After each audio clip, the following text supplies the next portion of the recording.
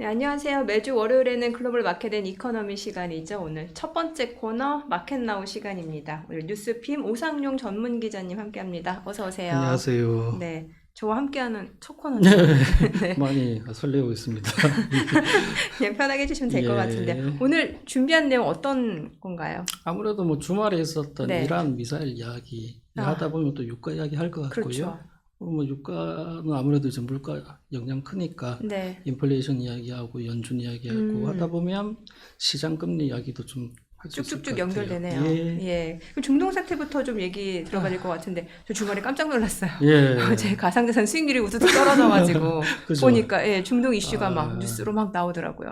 이게 뭐 예고도 없이 네, 쏘아버렸으면 더 오늘 난리가 났을 텐데 그나마 뭐 쏜다 하고서 이제 예고를 다 그러게요. 했죠. 금요일 날에 보면은 외신들의 이제 뉴스가 이미 났습니다. 네, 잘 아시겠지만은 어느 나라고 간의 군사 작전은 가장 1급 비밀이에요.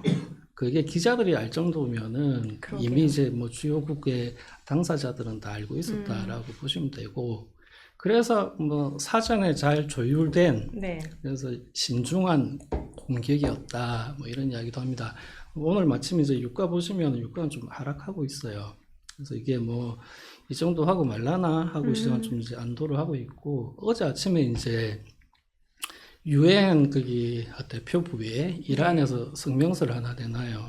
뭐 내용을 이제 그냥 한 줄로 요약을 하면은 우리 이 정도 할게요 였습니다. 그리고 이제 이스라엘이 이제 어떻게 나오느냐에 예, 따라서 이제 향후 사태가 이제 어떻게 될지가 이제 나뉠 텐데, 미국은 일단 이스라엘에 향해서 일 키우지 마라 합니다. 이 정도 해라.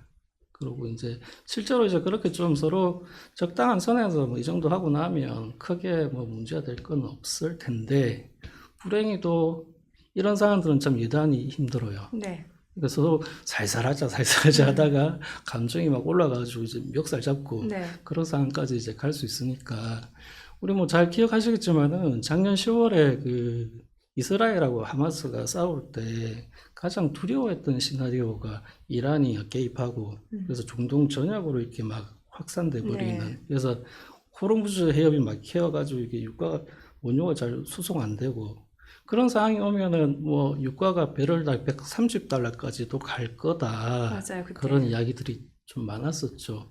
그래서 지금 상황은 좀 약간 안심해도 되지 않을까라고 시장은 예상은 하는데, 아까도 말씀드렸듯이 섣불리 좀 예단하기에는 좀 아직 음, 위험합니다. 네, 네, 그래서 이게 뭐 만약에 그런 아까 같은 그런 위험해지는 시나리오다라고 하면 난리 나겠죠. 그렇죠. 세상이 참 살기가 힘들어집니다. 예, 유가 이렇게 많이 올라가 버리고, 아까 말씀드렸듯이 그 시나리오대로 유가가 많이 올라가 버리면은 물가가 이제 상당히 이제 다시 상방 압력을 받을 테고, 연준을 비롯하여 중앙은행들의 스텝이 꼬입니다. 환율이 날뛸 겁니다. 그렇죠. 시장 금리도 역시 네네, 마찬가지고요. 근데 이런 상황이 되면 신흥 국가들은 진짜 힘들어져요.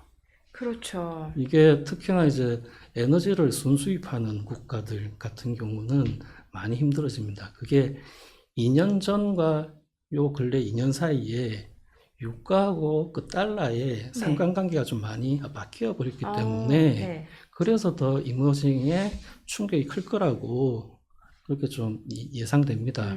이게 지금 준비하신 자료가 예, 있으시잖아요. 예, 예. 예. 이 내용 보면서 좀 설명해 주시면 좋을 것 같은데요. 1번 차트 한번 예, 보시죠. 예, 이게 뭐냐면 유가하고 그 달러 움직임인데요. 그러니까 2022년 이전입니다. 러시아 네, 우크라이나가 싸우기 이전인데, 뭐 빨간 게 유가고요, 파란 게 그 달러입니다. 네. 예, 보시면 아시듯이 그 달러가 강할 때는 유가가 눌려요. 근데 그 달러가 약할 때는 유가가 이제 올라오죠. 역외상 관계네요. 예, 예, 역의상관관계죠. 근데 2022년 2월 이후로 어떻게 됐는지 한번 볼까요? 그 두 번째 네, 차트 보시면 어떻습니까? 이 유가하고 달러가 이제 같이 움직이죠. 네. 역의상관관계가 아니라, 그러네요. 그러니까 강한 그 달러가 유가를 누르는 게 아니고 강한 유가가 달러를 끌고 올라갑니다. 왜 그럴까요? 이게 로직은 그렇게 어렵지 않아요. 네, 보면은 뭐 쉽게 생각해 보면은 유가가 많이 올라가면 물가가 잘 안 꺾이겠네. 상승 오히려 압력이 높죠. 네, 예. 오히려 물가 올라가겠네. 그러면 연준이 금리를 금리를 인하를 못하죠. 예, 못 내리겠네. 혹은 아. 나중에 하겠네. 그래서 국채 금리가 올라가요. 네. 그래서 올라가는 국채 금리와 함께 달러가 함께 강해지죠. 그죠. 그 다음에 또 두 번째 로직은 뭐냐면 그 러시아 우크라이나 전쟁 이전에 보면은 유럽은 러시아로부터 에너지를 싸게 수입했어요. 네. 근데 지금은 어떻죠? 안 그렇잖아요. 러시아산 그 에너지를 싸게 수입하지 못합니다. 그래서 유럽의 어떤 그 에너지 기반이 완전 흐트러져 버렸어요. 네. 그래서 이렇게 유가가 올라갈 때는 에너지 가격이 올라갈 때는 아유 유럽이 힘들겠다. 근데 미국은 상황이 그나마 좀 낫죠. 원유를 자급자족하고 있으니까. 네네네. 그래서 이게 유가가 올라가면은 미국보다는 유럽이 더 힘들겠다. 그래서 유로가 약해져요. 예. 약해진 유로는 달러가 강하다는 이야기죠. 그렇죠. 그래서 그 두 가지 요인에 의해서 유가와 달러가 함께 올라가 버리는. 네. 그러면 이모진 국가들 한번 생각해 보시죠. 가뜩이나 달러가 강해서 힘든데 네. 거기다 이제 유가까지 올라가니까는 어, 이중의 압박을 받게 됩니다. 그러네요. 예. 그래서 그렇게 되면 에너지 수입 비용이 늘어나고 네. 무역 수지가 망가지죠. 네네. 그래서 이머징 통화들이 더 약해집니다. 아, 악순환 고리가 만들어져요. 이머징 국가는 더 이머징 통화가 더 약해지면서 또 그래서 유가 수입하는 비용이 더 높아지고 수지가 더 나빠지고 그래서 네. 또 약해지고 아, 일본도 역시 마찬가지입니다. 일본도 미국하고의 금리 차가 이미 커서 엔의 하락 압력이 높은데 거기다가 이제 유가까지 이래 돼버리면 엔도 더 약해지겠죠. 자, 근데 이게 뭐 좀 더 이야기를 이제 이어가 볼 텐데 그 단순히 이렇게 중동 사태 때문에 유가가 올라가고 있는 건 아니에요. 그럼 수요 측면에서도 맞습니다. 생각을 해봐야 된다는 거예요. 수급 구조, 그러니까 지금의 수급도 유가를 올릴 수 있는 그런 수급이에요. 그러니까 한번 3분 차트 한번 보시면 네네네. 그게 글로벌 제조업인데요. 50을 넘어섰네요. PMI인데 예. 기준선 50 넘어가지고 이제 확장 영역에 올라갔습니다. 예. 공장들이 잘 돌아갈 거다라는 이야기죠.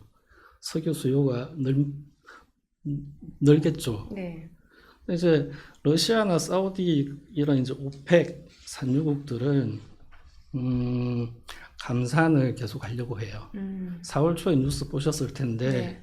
지금 일평균 220만 배럴 감산하고 있는 거를 6월까지 계속 할 거다고 그렇게 이야기합니다. 그러면은 가뜩이나 수요가 살아나는데 공급을 안 늘려주니까는 네. 지금 이미 공급은 그러니까 수급은 안 좋아요. 그런데 이제 6월부터 9월까지가 그게 이제 미국 사람들이 운전 많이 해요. 휴가 많이 가니까. 놀러 많이 다니고 하다 예. 보니까는 계절적으로 석유 소비가 늘어나요. 네.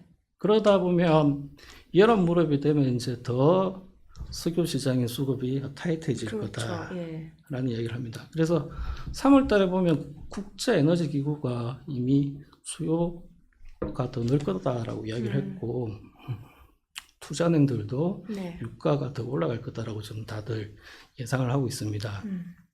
그 JP 모건 같은 경우는 네네. 9월쯤 되면 이제 유가가 100달러까지 갈 거다. 어, 세 자릿수로 올라갈 네, 거다라는 네, 네. 이야기를 하고 있어요. 그러니까 이게 단순히 뭐 중동 사태만 있는 게 아니라 석유 시장의 수급은 네. 유가를 밀어 올리는 쪽으로 지금 옮겨가고 있습니다.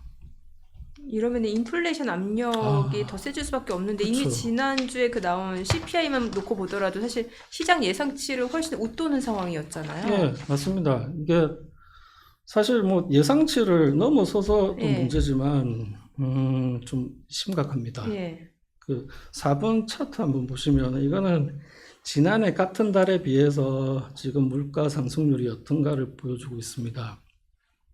파란색 선이 헤드라인 CPI고요. 네.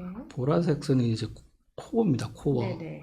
물가의 기저 압력이 어떤가를 보여주는 건데 이 차트만 보면 뭐 많이 올랐다가 가라앉고 있네. 올 들어서는 좀 그냥 조금 옆으로 그냥 눕네 하는 생각을 할 수 있어요. 네. 근데 5번 차트 한번 보실까요?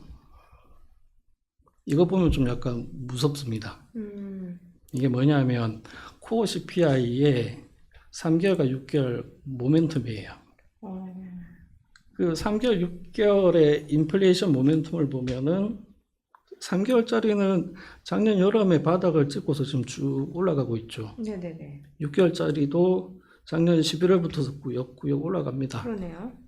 그러니까 이게 작년하고 같은 기간 이렇게 비교했을 때는 뭐 좀 아직은 많이는 안 내려가고 있다 이런 생각을 할 수 있지만 이 물가의 중단기 모멘텀을 보면은 네. 이거는 역주행입니다. 네네. 이런 그 제롬 파월 의장이 3월 FOMC 때 이 물가에 대해서 뭐라 그랬냐면은 1월달, 2월달 그 예상보다 높았던 물가에 대해서 일시적일 예. 수 있다. 연초에 나타나는 좀 노이즈 아닌가 뭐 이런 뉘앙스였어요. 근데 지금 보면 아니라는 근데, 거죠. 3월치까지 보면 이거는 이거를 네. 노이즈라고. 이건 오히려 이제 물가가 상당히 이제 수면 아래서 굉장히 꿈틀거리고 있고 올라가려고 지금 용어를 쓰고 있는 겁니다. 뭔가 추세적으로 우상향 예. 흐름이 이어질 수도 있다라는 거잖아요. 이미 이거만도. 지금 네. 그렇습니다. 상당한 역주행이 지금 나타나고 네네. 있고 6번 차트 한번 보실까요? 야, 이거 보면 좀 이제 더 놀랍습니다. 이게 이제 뭐냐면 녹색 선만 좀 잘 봐주시면 되는데 이게 슈퍼코어. 예, 서비스 물가에서 에너지하고 주거비까지 다 뺀 겁니다. 알맹이 중에 알맹이다라고 이야기를 하고 있고 네. 연준도 굉장히 중요시하는 그런 이제 슈퍼코어인데요. 전년 동월비를 보면 녹색선이 지금 4.8%까지 5% 근처까지 지금 네. 높아져 있습니다. 다른 물가들은 그래도 이제 옆으로 눕는 것 같은데 슈퍼코어는 많이 올라와 있죠. 그러네요. 이 슈퍼코어의 3개월 모멘텀을 보면 더 무섭습니다. 기울기가 7번째 차트를 보시면은 예. 그 3개월의 연율 환산한 값은 지금 3월 달에 8.2%가 나와요. 그 붉은 선으로 이제 뭐 그어놓은 걸 보시면은 이 슈퍼코어의 3개월 모멘텀은 작년 여름에 이제 좀 가라앉았다가 그 이후로 올라오고 있는데 기울기가 아주 급합니다. 그러네요. 이걸 보고서 이게 인플레이션이 뭐 잘 가라앉고 있다라고 이렇게 이야기하기가 상당히 어렵습니다. 네네. 정말 야, 물가가 안심하기 힘들다. 그래서 시장이 그날 이제 CPI 발표된 날 엄청 네. 놀랐던 게 단순히 예상보다 좀 높게 나왔다 이런 종류가 아니라 아까 보셨던 3개월, 6개월의 모멘텀, 특히 슈퍼코어의 3개월 연율 보면 이게 이 정도로는 연준이 금리를 못 내리겠다, 네. 늦춰지겠다. 네. 그 기대가 후퇴합니다. 그러니까 이러니까 인플레이션 압력은 높은데 또 미국 경기는 괜찮잖아요. 지금 네. 지표를 놓고 봤을 때 이러면 연준 입장에서는 그렇죠. 이날 명분이 없어지는 없어지죠. 거잖아요. 이런 상태에서 우리 금리 내릴래요 하면은 네. 뭐 어쩌자는 거지. 막말로 경기가 꺾여서 네. 내린다던가 이래야 되는데 그것도 아니고. 그래서 지금의 지표들은 연준 입장에서는 예. 금리를 내리고 싶은데 내릴 내리기 수가 없네요. 참 힘든 그런 어떤 예. 매크로 상황이 만들어지고 있어요. 네네. 8번째 차트 보시면은 이게 이제 연방기금금리 선물 시장에서 올해 12월까지 노컷 금리를 안 내릴 확률, 그다음에 한 번밖에 못 내릴 확률만 가지고 온 겁니다. 네. 연초에 보시면은 금리를 안 내릴 거라는 확률은 0이에요, 0. 아무도 그런 예상을 하지 않아요. 예. 근데 한 번밖에 안 내릴 거라고 예상도 거의 0입니다. 그래서 그 확률이 한 번도 못 내릴 거다라고 하는 확률은 10%를 넘어가 버렸어요. 노란색이 한 번도 안 내릴 예, 거죠? 맞습니다. 그 다음에 좀 더 올라와 있는 게 잘해야 한 번 예. 30% 넘게 올랐죠. 네. 그러니까 이제 연준의 말도 이제 좀 서서히 바뀝니다.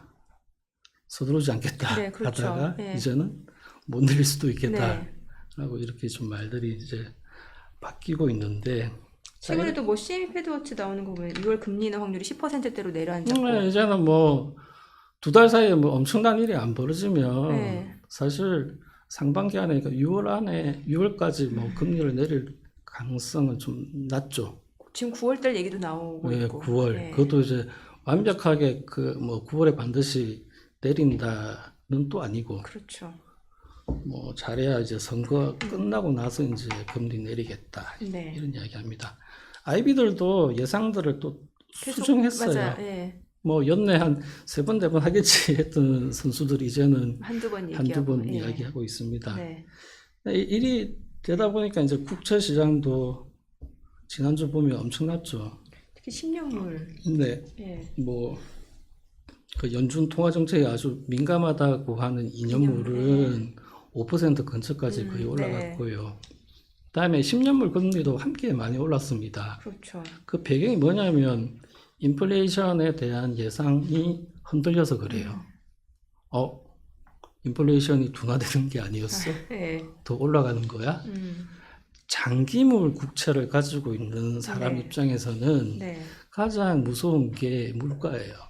인플레이션이 계속 올라가 버리면 내가 가지고 있는 국채의 가치가 하락하죠. 그러니까 그렇죠. 줄어들죠. 그렇죠. 그런 인플레이션에 의한 훼손을 두려워할 때는 그런 어떤 불확실성이 높아질 때는 가지고 있는 국채 비중을 좀 줄여놔야 됩니다. 그래서 시장에서 보면은 CPI를 보고서는 10년물 국채, 30년물 국채를 내다 판 거죠. 그래서 이제 국채 금리가 이렇게 올라왔고 이 표를 보시면 이게 피보나치 선을 뭐 그어 놓은 겁니다. 네네. 기술적으로 보면 벌써 이제 지난주에 61.8%를 넘어가 버렸어요. 그래서 이제 다음에 목표치가 어딜까? 4.7에서 4. 뭐 그 언저리를 네. 이야기를 하고 있어요. 네. 뭐 그까지는 별일 없으면 올라갈 수도 있다라는 이야기를 합니다. 왜? 고용이 아직 좋고 네. 물가는 여기서 멈출 것 같지 않으니까. 아까 앞서서 보셨듯이 네. 유가도 이상해. 그렇죠. 그러니까요. 예. 거기서 이제 끝나는 게 아니라 아이고 이러다가 5%또 다시 이제 내다보겠다 하는 이야기를 하고 있는 거죠. 네.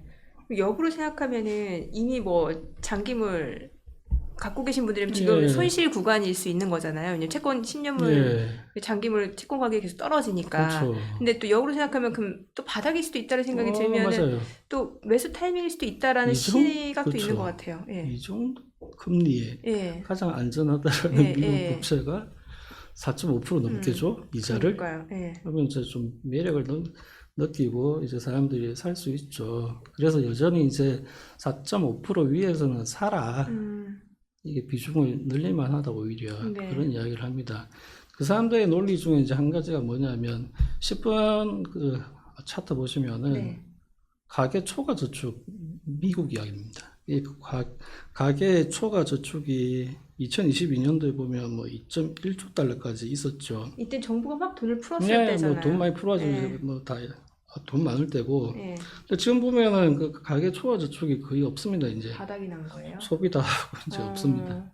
그래서 뭐 계속 이렇게 더 이상 이제 쓸 돈도 없고 금리도 많이 이제 2022년보다 높아져 있고 그렇죠. 이미 예. 아까 말씀드렸듯이 유가도 이제 많이 올라가 있잖아요. 네네. 그래서 소비의 수요의 파괴가 나타날 거고 소비가 그래서 좀 주춤해지면은 경기 식을 거 아니야.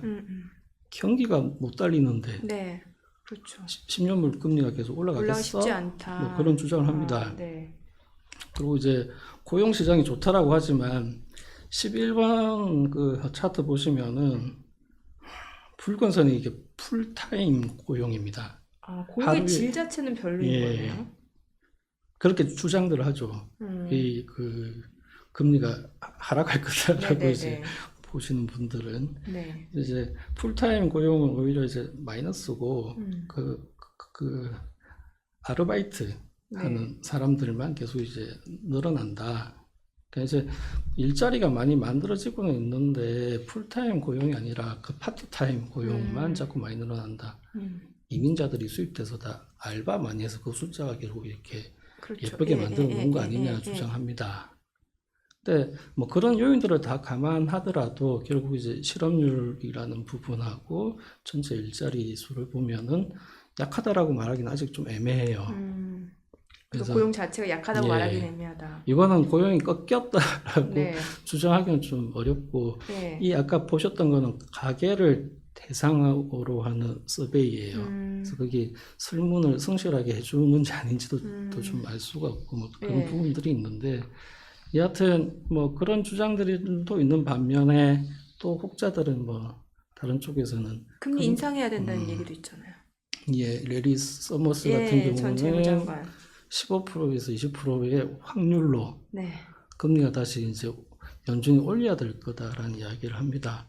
뭐 여전히 15에서 20%면 그렇게 높은 건 아니죠. 그래도 어쨌건 그 확률이 있다는 거는 예. 중요하죠. 1년 전에 비하면 네. 그 확률이 10배, 15배 올라온 거죠. 굉장히 위험해졌다라고 이제 보고 있는 거고. 그 다음에 뭐, 그래서 이게 우리가 10년물 금리를 예측하는 데 있어서 저는 사실 예측이 잘 안 됩니다. 워낙에 불확실한 요인들이 너무 많아졌어요. 우리 앞에서 봤던 유가 문제, 그다음에 뭐 중립금리를 우리가 자주 이야기를 네. 요즘 하고 있는데 뭐 녹색 에너지 부분, 예. 그다음에 AI 네. 이런 쪽에 계속 신규 투자가 많이 유입되고 있다. 우리가 중립금리라는 거는 뭐 물가와 고용을 더 이상 이렇게 자극하지 않고 적당한 균형을 맞추는 그렇죠. 그 금리다라고도 하고 네. 그게 결정되는 방식은 그 한 나라 안에서의 그 자금의 공급 그다음에 수요에 만나는 지점에서 형성되는 금리를 중립 금리라고 합니다. 네네. 근데 민간의 가계 저축은 줄어들고 있고 예.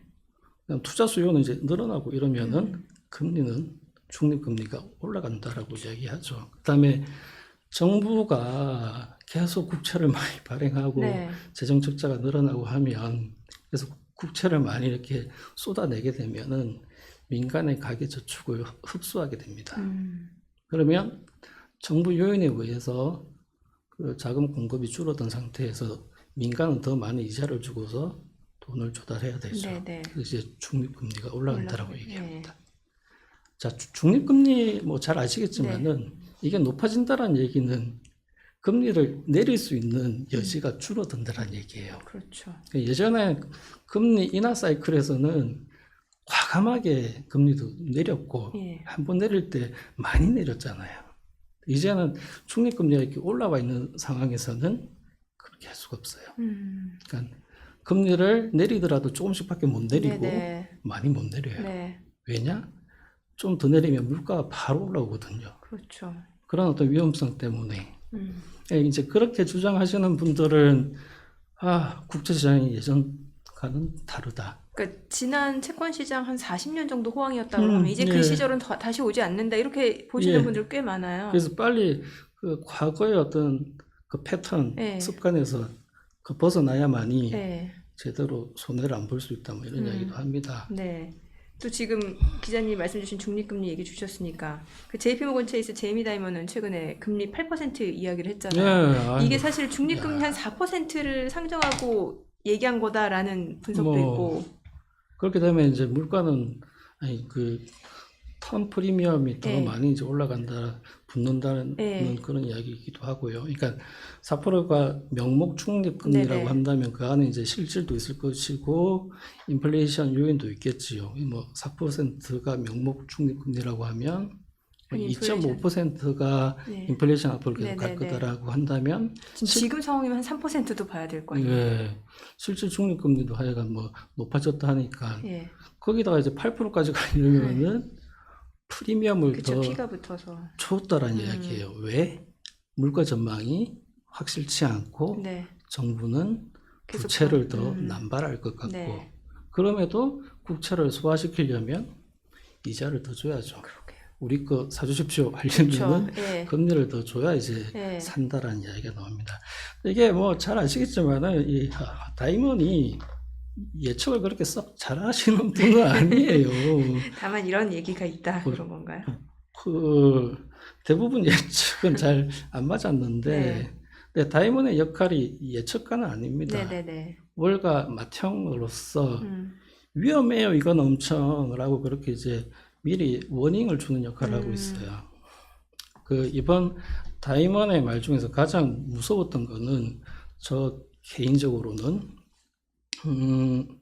우리는 금리가 2%로 하락하든 8% 이상으로 올라가든 어떤 상황에도 준비가 되어 있다라고 얘기합니다. 네. 우리가 한 4년 전만 해도 시중은행들이 그 영업을 할 때 네. 금리가 어떻게 움직일까라고 예상을 할 때 8이라는 숫자를 염두에 뒀을까요?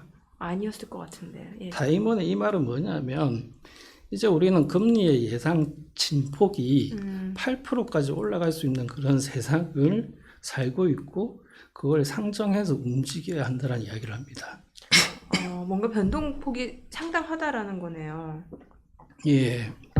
그러니까 예전과는 전혀 그 달라진 세상을 예. 살고 있다라는 이야기를 하고 있는 거고요. 그래서 은행이 가장 금리에 민감한 주체 아닙니까? 그렇죠. 이자 그 차익을 가지고 먹고 사는 그 월가에 은행이 이 정도 말을 할 정도면 네. 일반 자산 시장에서 이제 돈을 굴리시는 분들은 더 마음의 준비를 해라라는 얘기죠. 자산 가격 변동성도 엄청 커질 수 있다라는 거잖아요. 예. 예전만큼 그렇게 뭐 금리가 싼 상태에서 그렇게 영업 못할 거야, 일 못할 거야라는 이야기를 합니다. 그러니까는 시장 금리의 해수면이 상당히 높아져 있는 그 해수면에서 수영하는 법을 배워라, 익숙해져라 라는 이야기를 하고 있는 거예요. 무서운 그러니까 이게 얘기긴 하네요. 은행이 이 정도 이야기할 정도면 네. 참 이게 그렇죠. 그러게요. 예. 그리고 이게 우리가 이제 하나 더 차트를 보시면 될 네. 텐데 13번입니다. 무브 차트인데요. 네. 국채 시장의 그 출렁임이 어느 정도냐, 변동성이 어떻게 되느냐를 보여주는 겁니다. 이 무브 지수가 하락할 때, 그러니까 네. 국채 시장의 변동성이 가라앉을 때는 모든 자산 가격 시장의 네. 변동성이 하락해요. 그러니까는 뭔가 겁낼 게 없다라는 얘기죠. 그래서 더 뭘 사고 싶어 합니다. 근데 무브 변동성, 이게 무브 지수가 올라간다는 얘기는 단순히 국채 금리가 올라간다라고 해서 이 변동성이 높아지는 건 아닙니다. 물가에 대한 예측이 잘 안 될 때, 연준이 어떻게 움직일지 예측이 잘 안 될 때, 예측 가능성이 낮아졌을 때 이 변동성 지수가 살아 올라옵니다.